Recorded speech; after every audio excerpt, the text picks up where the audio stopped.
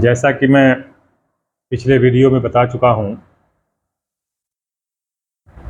कि मात्र ग्रहों का किसी भाव में बैठ जाए, किसी घर में बैठ जाना या ग्रहों के अस्त या उच्च हो जाने से उनके निर्बल या बलवान हो जाना और इसके आधार पर कुंडली का फल कह देना या जान लेना या अनुमान लगा लेना, ये एक शास्त्रसम्मत चीज़ नहीं है और यह गलत है और इसका परिणाम भी हमेशा गलत ही आता है। मैं बता दूं कि जैसा पीछे वीडियो जो मेरा देखा होगा उसको पता होगा कि जिस तरह से ग्रहों की दृष्टि होती है उसी तरह से राशियों की दृष्टि होती है, राशियां भी देखती हैं, पहली बात। दूसरी बात कि ग्रह तो अंतरिक्ष में घूम रहे हैं, अब कुछ भी है तो पृथ्वी से बहुत दूर हैं, लेकिन जो राशियां हैं वो तो पृथ्वी पर ही हैं, धरती पर ही राशियां हैं। जैसे आप लोगों ने सुना होगा विषुवत वृत्त, यानी विषुवत रेखा, वो तो धरती पर है। कर्क वृत्त, मकर वृत्त, ये सब जो वृत्त जो बने हुए हैं, रेखाएं या राशियां जो बनी हुई हैं, ये तो धरती पर हैं। तो इनका प्रभाव तत्काल और उत्कट मतलब बहुत ज़्यादा पड़ता है, राशियों का प्रभाव बहुत ज़्यादा पड़ता है। अब ये है कि थोड़ा ज्योतिषी लोग करते क्या है कि इसको निकालने में थोड़ा श्रम लगता है। श्रम इसलिए क्योंकि राशियां 12 होती हैं और ये क्रम से पहला चर, दूसरा स्थिर, तीसरा द्विस्वभाव, फिर चौथा चर, पांचवा स्थिर, छठवां द्विस्वभाव। तो इस तरह से सबका निकालना पड़ता है कि कौन चर है, स्थिर है, द्विस्वभाव है, पहली बात। दूसरी बात कि प्रत्येक राशि जो है वो एक ही तरफ से नहीं उदय होती है, प्रत्येक राशि एक ही तरफ से नहीं उदय होती है। कोई सिर के बल उदय होती है, कोई पीठ के बल उदय होती है, कोई पैर के बल उदय होती है। इसके अलावा किसी राशि के 2 पैर होते हैं, किसी के 4 पैर होते हैं, कोई बिना पैर के होती है, कोई जैसे बताया कि उदय होती है, कोई छिपी हुई होती है, उदय ही नहीं होती है, वो छिपे हुए ही निकलती है और छिपे हुए ही अस्त हो जाती है। कौन राशि?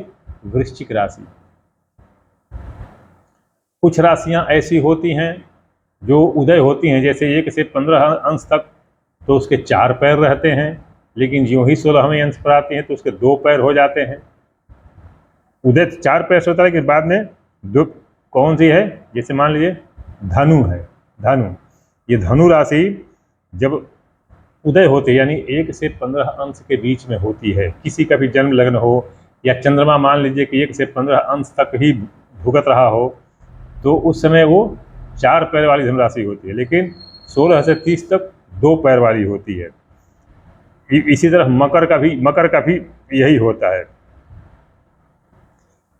अब देख लीजिए, अब ये क्या होता है कि इस तरह से इन राशियों के प्रभाव को निकालने में थोड़ा श्रम लगाना पड़ता है, बुद्धि लगानी पड़ती है, थोड़ी सी परेशानी होती है,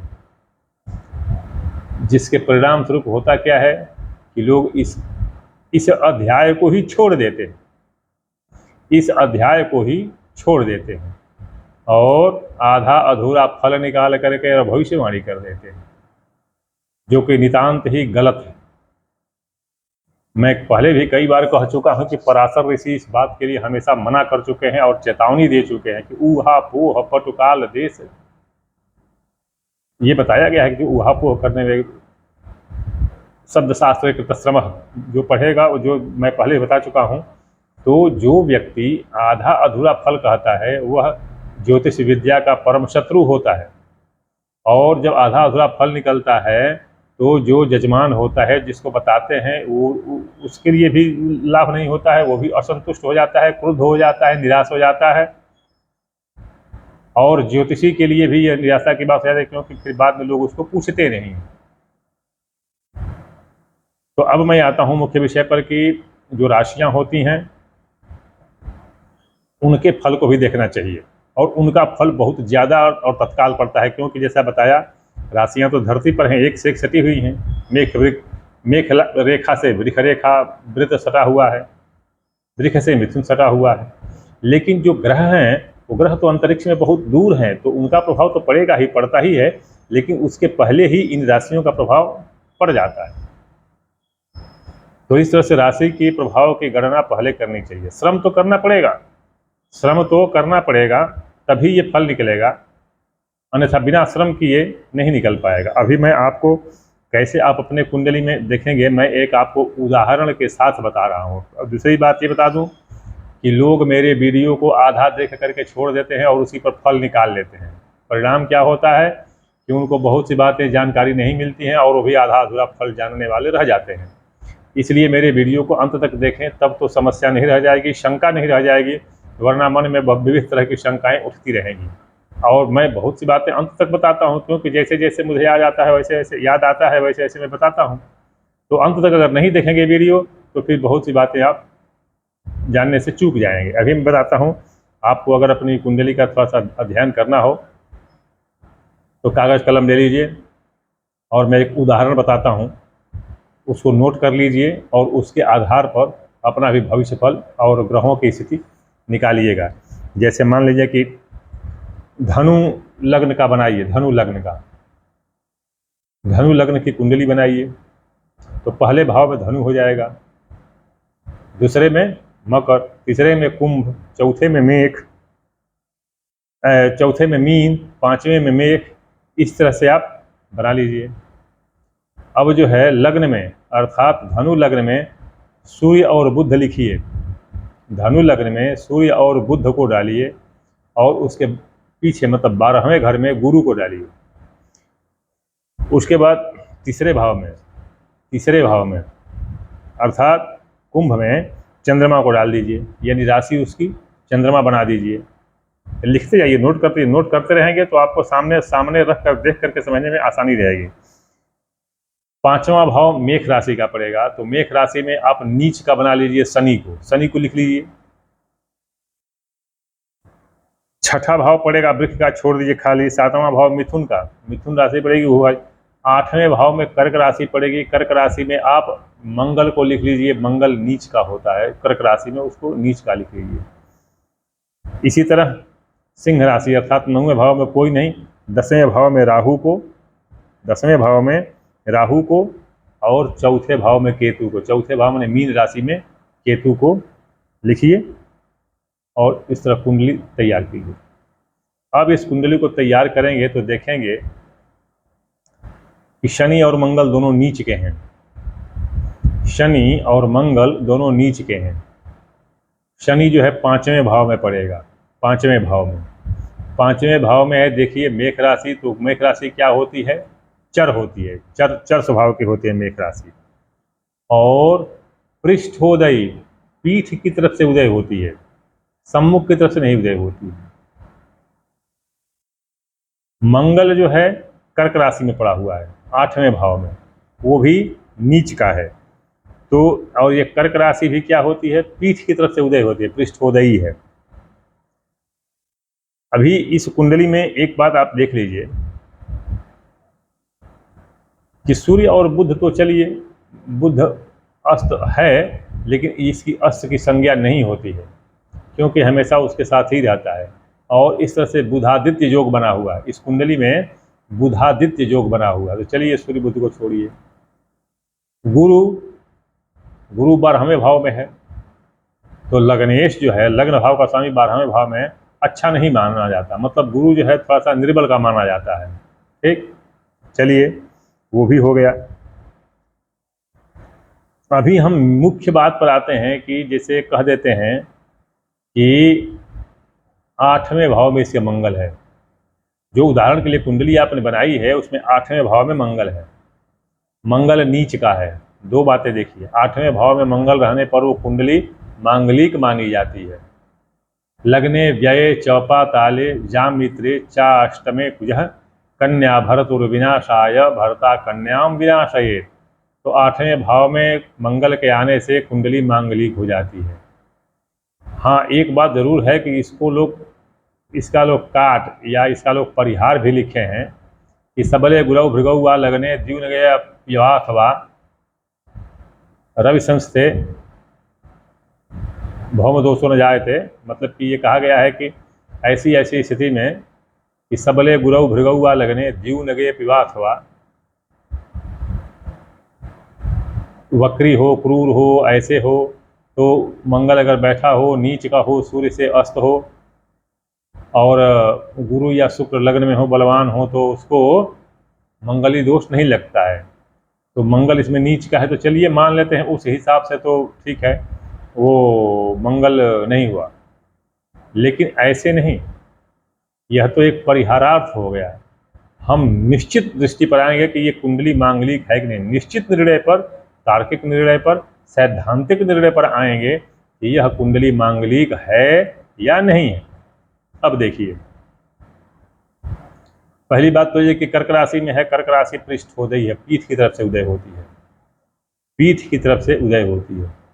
तो पीठ की तरफ से उदय होती है और इसमें मंगल पड़ा हुआ है 8वें भाव में। और कर्क राशि क्या होती है, कर्क राशि क्या होती है, ये चर राशि होती है। एक बात और ध्यान दीजिएगा, मैं बता दूं कि कुंडली में चर के सम्मुख हमेशा चर, स्थिर के सम्मुख हमेशा स्थिर, और द्विस्वभाव के सम्मुख हमेशा द्विस्वभाव राशि ही पड़ती है। आप कुंडली बनाकर देख लीजिएगा कि जो राशि जहां होगी उससे 7वें भाव में फिर वही राशि आएगी। वही राशि मतलब स्थिर होगा तो स्थिर, चर होगा तो चर, या द्विस्वभाव होगा तो द्विस्वभाव, इस तरह से। तो अभी देखिए, मैं बताऊँ आपको कि इस जो मंगल है, मंगल जो है चर राशि में है, मंगल चर राशि में है। अच्छा, और इस पर जो है शनि, जिस ये मेष राशि में बैठा हुआ है, चर राशि में है। अभी देखिए, तो मैं पीछे बता चुका हूं कि चर राशि अपने से तीसरे भाव को देखती है। चर राशि अपने से तीसरे को, द्विस्वभाव 7वें को, और स्थिर अपने से 10वें को, स्थिर अपने से 10वें को देखती है। मंगल पर किसी भी ग्रह की दृष्टि नहीं है, सिर्फ गुरु की है, सिर्फ गुरु की दृष्टि है, ग्रह की दृष्टि है, किसी राशि की दृष्टि नहीं है। मंगल पर किसी राशि की दृष्टि नहीं है। जैसा कि मैं बताया कि जो चर होती है तो उसके सम्मुख चर ही पड़ता है, तो चर के सम्मुख में शुक्र पड़ा हुआ है। शुक्र जो है चर राशि में है, मकर राशि में, और शुक्र की दृष्टि मंगल पर। शुक्र की दृष्टि को छोड़िए, हम देखते हैं कि जो चर राशि है वो चर राशि को देख रही है, लेकिन ये तो हमेशा होता है कि उसके सम्मुख राशि पड़ती है तो देखती ही देखती है, ये कोई बहुत बड़ी बात नहीं हुई, क्योंकि चर के सम्मुख चर ही पड़ेगी। किंतु सबसे बड़ी बात क्या हो जाती है कि उसी राशि में, चर राशि में ही शुक्र और चर राशि में ही मंगल, और जो राशि है, राशि कुंभ राशि है, तो कुंभ राशि से छठे कर्क राशि पड़ी हुई है, कुंभ राशि से छठे कर्क राशि 8वें भाव में पड़ी हुई है। कुंभ राशि जो है वो स्थिर होती है, स्थिर होती है। स्थिर राशि में